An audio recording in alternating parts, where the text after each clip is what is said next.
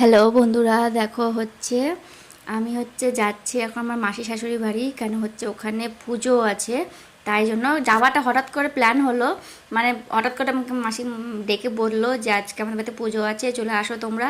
তো গিয়েছিলাম, যে দেখেছি যে একটু বসলাম, বসে থাকতে থাকতে থাকতে তো ঠাকুর একটু আসতে মানে ঠাকুর প্রতিমাটা আনতে একটু দেরি হয়ে গেছিলো, তাই রাত্রি অনেক হয়ে গেছিলো।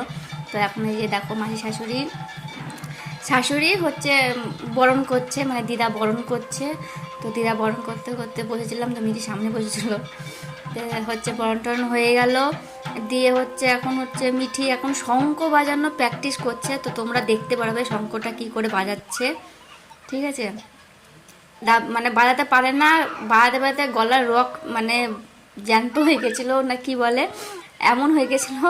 তখন মিঠিকে বললাম যে শঙ্খ বেশি বাজাস না, তো গলা ব্যথা করবে, তো বন্ধ করে দিল। এই যে এখন মাসি ভর উঠে গেছে।